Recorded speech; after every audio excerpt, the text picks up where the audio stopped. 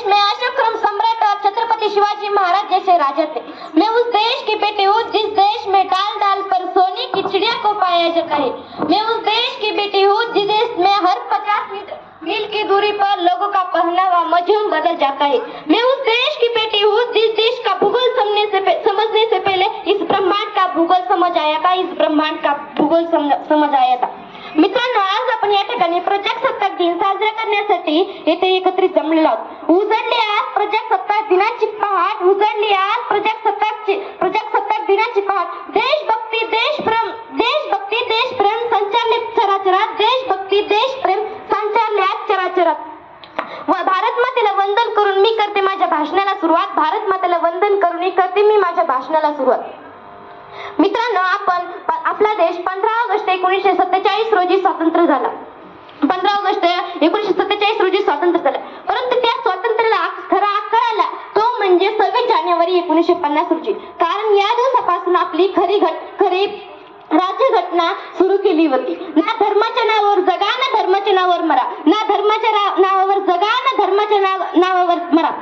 माणुसकी हा धर्म आहे या देशाचा, माणुसकी हा धर्म आहे या देशाचा, आणि या देशासाठी जगा, आणि या देशासाठी जगा।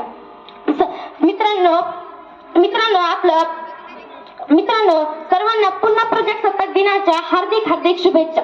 मित्रांनो, 15 ऑगस्ट 1947 रोजी आपला भारत देश स्वतंत्र झाला, परंतु या भूमीवर जन्म घेऊन आपणही विसरतोय हे आपल्याला स्वातंत्र्य कसं भेटलंय। आपल्या पूर्वजांनी आणि वर्षानुवर्षाच्या गुलामगिरीमध्ये इंग्रजी सरकारशी अनेक मोठे युद्ध केले, हसत फाशीच्या दोरखंडाचं चुंबन घेतलं आणि आपले बलिदान दिले, आणि तेव्हा झाली 15 ऑगस्ट 1947 ची पहाट, म्हणजे स्वातंत्र्याची पहाट। मित्रांनो, मला वाईट तर या गोष्टीचं वाटतं, जेव्हा आजचा नौजवान कानाला हेडफोन लावून बाईक जोरात चालताना या धरणीला, या भारत मातेला तोडताना तो हे विसरतोय की ह्याच धरणी मातेला, याच भारत मातेला स्वतंत्र करण्यासाठी कित्येक वीर पुरुषांनी, कित्येक क्रांतिकारकांनी आपल्या प्राणाचे बलिदान दिले। मित्रांनो, मला वाईट तर या गोष्टीचं वाटतं, जेव्हा आजचा नौजवान ज्याच्या खांद्यावर जबाबदारी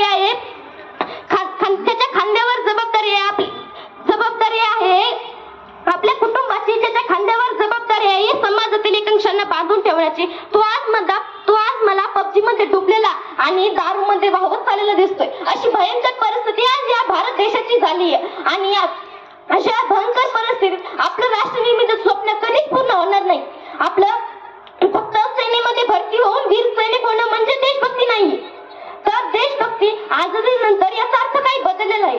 तर आपण आजच्या आधुनिक काळात देशभक्ती म्हणू तर कशाला म्हणू? मला सांगा ना, आपण देशभक्ती म्हणू तर कशाला म्हणू? तर बेईमानीला बाजूला ठेवून इमानीने केलं प्रत्येक काम म्हणजे आहे देशभक्ती। कर्तव्य दक्षतेचं पालन ठेवून केलेलं प्रत्येक काम म्हणजे आहे देशभक्ती। एखाद्या म्हाताऱ्या, एखाद्या गरीब माणसाला मदत करणं म्हणजे आहे देशभक्ती, म्हणजे आहे देशभक्ती। आणि मित्रांनो, आपल्याला जर आपल्या राष्ट्र निर्मितीचं स्वप्न पूर्ण करायचं असेल तर आपल्याला देशातील प्रत्येक शेतकऱ्याच्या शेतात पाणी आणि वीज पोहोचू शकत, तेव्हाच आपलं राष्ट्र निर्मितीचं स्वप्न पूर्ण होईल। मित्रांनो, आपलं राष्ट्र निर्मितीचं स्वप्न तेव्हाच पूर्ण होईल जेव्हा देशातील गरीब विद्यार्थी सुद्धा एक चांगल्या प्रकारचं शिक्षण घेईल, आणि तेव्हाच होईल आपलं राष्ट्र निर्मितीचं स्वप्न पूर्ण होईल। मित्रांनो, मी नाही म्हणत आपला भारत देश हा जगातील सर्वात 1 नंबरचा देश आहे, परंतु आपल्यात तेवढी ताकद आहे, आपल्यात तेवढी शक्ती आहे, आणि आपण आपल्या देशाला जगातील सर्वात 1 नंबरचा देश बनवू शकतो। आपण आपल्या देशाला जगातील सर्वात 1 नंबरचा देश बनवू शकतो। मित्रांनो, आपला देश हा विविधतेने भरलेला आहे, म्हणून तर जाता एवढेच म्हणेन, विविधतेत एकता आहे आमची शान, विविधतेत एकता आहे आमची शान, म्हणूनच आमचा भारत देश महान, म्हणूनच आमचा भारत देश महान। शेवटी मी माझे 2 शब्द थांबवते। जय हिंद, जय महाराष्ट्र।